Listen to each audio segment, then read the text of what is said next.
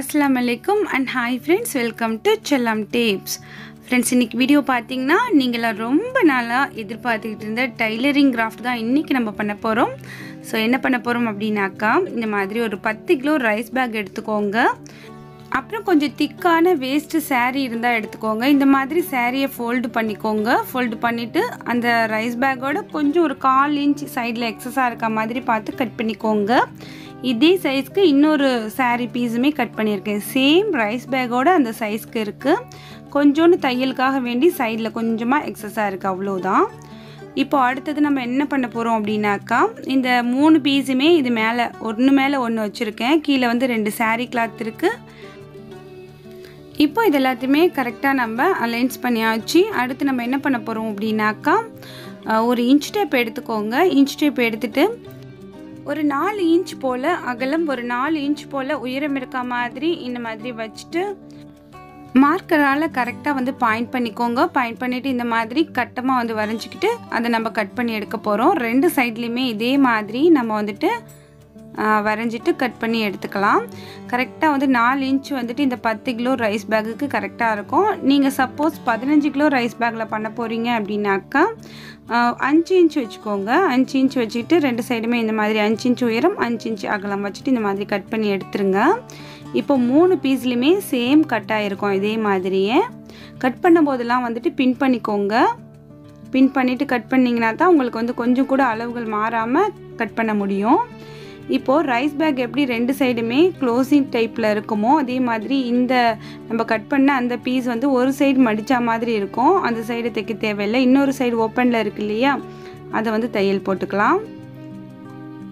அதே மாதிரியே இந்த பீஸ்லேயுமே நம்ம வந்துட்டு ஒரு சைடு கட் பண்ண அந்த சைடை தைச்சிக்கலாம். தைச்சதுக்கப்புறம் இந்த பாட்டம் இருக்கு இல்லையா, பாட்டம் வந்து ரைஸ் பேக்கில் வந்து தையல் இருக்குது. நம்ம அதே மாதிரி இந்த இடத்துலையும் தைச்சிக்கலாம்.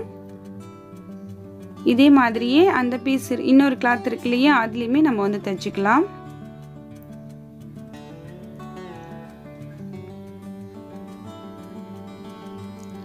இப்போ வந்துட்டு அந்த பை எப்படி இருக்குமோ அதே மாதிரி இந்த பீஸ் ரெடியாக இருக்குது. இப்போ நம்ம இந்த பையில் வந்துட்டு இதை வந்து நம்ம மாட்டணும். இந்த கிளாத் வந்து நம்ம லைனிங்காக எடுத்திருக்கோம், உள்ளுக்குள்ளே இருக்கிற அந்த ரைஸ் பேக் தெரியாததுக்காக.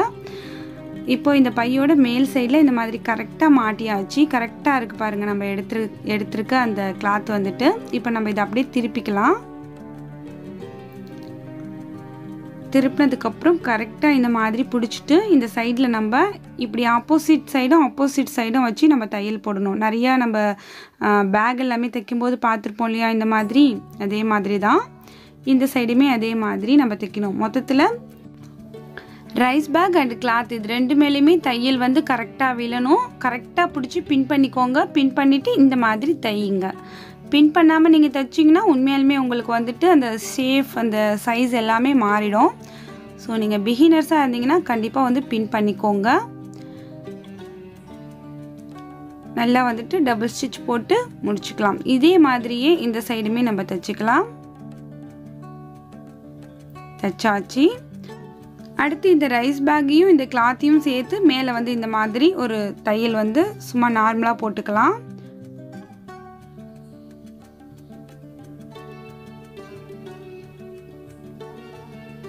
எல்லாத்தையுமே பார்த்தீங்கன்னா குண்டூசி வச்சு செக்யூர் பண்ணிட்டு தான் வந்துட்டு நான் தைக்கிறேன். உங்களுக்கு பார்க்கையில் தெரியும்னு நினைக்கிறேன். இந்த மாதிரி நீங்கள் தைக்கும்போது தான் வந்து உங்களுக்கு அந்த பர்ஃபெக்டான ஷேப், பர்ஃபெக்டான லுக் எல்லாமே வந்து கிடைக்கும். ஸோ அதனால் இந்த மாதிரி சின்ன சின்ன விஷயங்களுக்கு வந்து நம்ம அலுப்புப்படாமல் இந்த மாதிரி குண்டூசி இல்லை சேஃப்டி பின் வச்சு செக்யூர் பண்ணிவிட்டு தைங்க.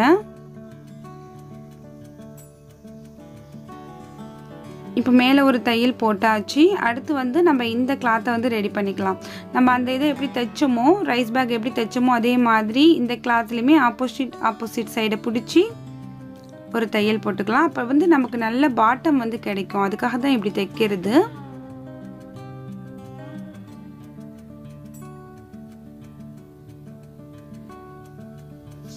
அதே மாதிரி இந்த சைடுமே தைச்சிக்கலாம்.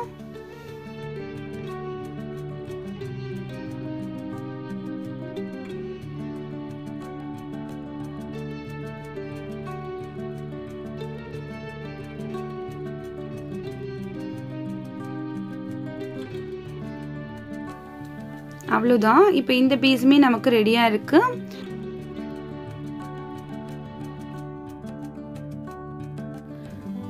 இப்போ நம்ம ரைஸ் பேக்கில் கிளாத் வச்சு தைச்சதை திருப்பி வச்சுருக்கேன். இப்போ இந்த கிளாத்தை வந்துட்டு நம்ம கரெக்டாக இது மேலே இந்த மாதிரி தையல் போட்டு அந்த ராங் சைடு வந்துட்டு மேலே இருக்குது. அந்த கிளாத்தை வந்து நம்ம திருப்ப தேவையில்லை, அப்படியே வந்து இதுக்குள்ளே இன்செர்ட் பண்ணுங்கள். தையலுக்கு நேராக வரா மாதிரி பார்த்துக்கோங்க. அந்த தையல் நம்ம எந்த இடத்துல இருக்கோ அதுக்கு நேராக இந்த தையல் வரணும். அதே மாதிரி பார்த்துட்டு பின் பண்ணிக்கோங்க. கரெக்டாக நம்ம வந்து இப்போ உள்ளே விட்டாச்சு. உள்ளே விட்டதுக்கப்புறம் நம்ம வந்துட்டு இந்த மேலே வந்து தையல் போட போகிறோம். கொஞ்சோண்டு நம்ம கேப் விட்டுக்கலாம். நம்ம வந்து திருப்பறதுக்காக இந்த மாதிரி கொஞ்சம் நம்ம கேப் விட்டுக்கலாம். ஃபுல்லாக வந்து நம்ம தைச்சிட்டு வந்துட்டு கொஞ்சம் கேப் விட்டுக்கலாம். இப்போது ரைஸ் பேக், கிளாத் அண்ட் இந்த கிளாத் இது 3 மேலேயுமே நம்ம வந்து தையல் போட போகிறோம். கொஞ்சோண்டு மட்டும் திருப்பறதுக்காக தையல் போடாமல் விட போகிறோம்.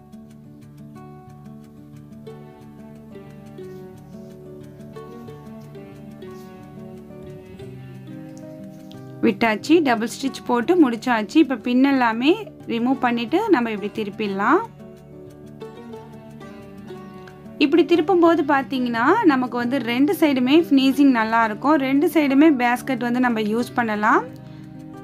இப்போ நம்ம கொஞ்சம் தூரம் தையல் போடாமல் விட்டோம் இல்லையா, சேம் அந்த இடத்த வந்துட்டு நம்ம வந்து இந்த மாதிரி ஃபோல்டு பண்ணி தைச்சிக்கலாம். இப்போ இது மேலே அப்படியே ஒரு தையல் ஃபுல்லாகவுமே போட்டுக்கலாம்.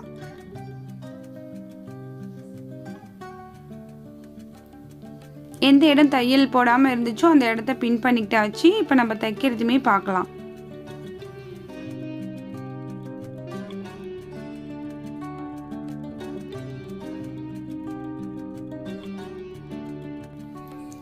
இப்போ நம்ம அப்படியே ஃபுல்லாக ரவுண்டாக தைச்சிடலாம்.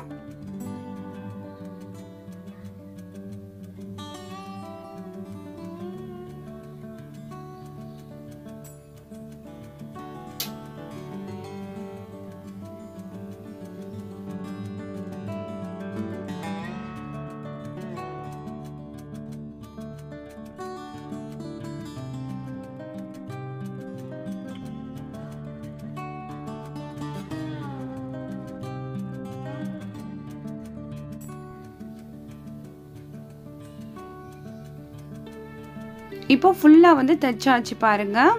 ரொம்ப அழகான லாண்ட்ரி பேஸ்கெட் வந்து நமக்கு ரெடி ஆகிடுச்சு. எந்த சைடில் நமக்கு வெளியில் வேணுமோ அந்த சைடு நம்ம வச்சுக்கலாம். நல்லா ஸ்டிஃபாக நல்லா சூப்பரான ஒரு லாண்ட்ரி பேஸ்கெட் வந்து ரெடியாக இருக்குது.